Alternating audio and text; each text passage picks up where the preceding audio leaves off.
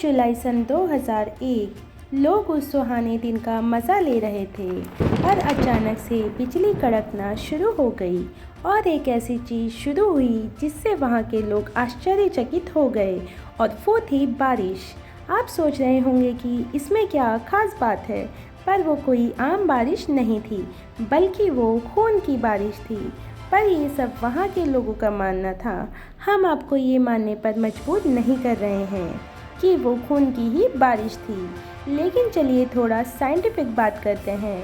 उस दिन अचानक से जो बारिश शुरू हुई उसका कलर लाल था, और बस लाल ही नहीं, कई लोगों ने येलो, ग्रीन और काले रेनड्रॉप्स को भी रिपोर्ट किया। पहले तो साइंटिस्ट को लगा कि ये कोई खास घटना नहीं है, ये बस कुछ डस्ट यानी धूल के टुकड़े हैं जो पॉल्यूशन के चलते या फिर किसी उल्का के चलते बारिश में मिल गई थी।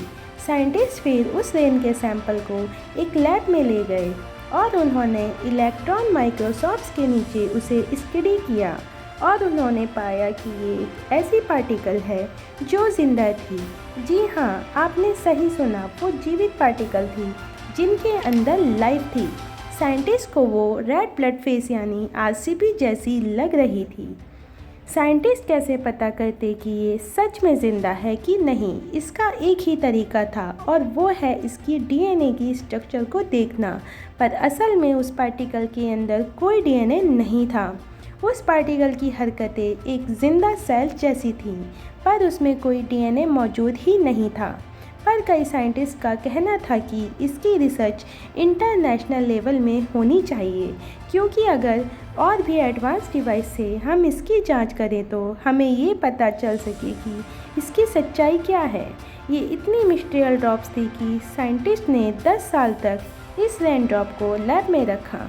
2001 में तो ये सामने आया था कि इसमें कोई डीएनए नहीं था, पर 2012 में यूनिवर्सिटी ऑफ ग्लामरगन के डॉक्टर ने जब कुछ एडवांस डिवाइस से इसकी जांच कई बारीक महीनों तक की, तो उन्हें ये पता चला कि उसमें डीएनए सच में मौजूद है।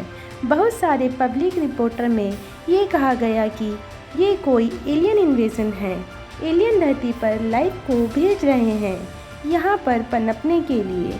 अब यहाँ सोचने वाली बात यह है कि ऐसी अननोन पार्टिकल जिसे दुनिया की किसी और जगह पर नहीं पाया गया, वो आखिर केरल में कहाँ से आई? इसकी कोई एक्सप्लेनेशन मौजूद नहीं है।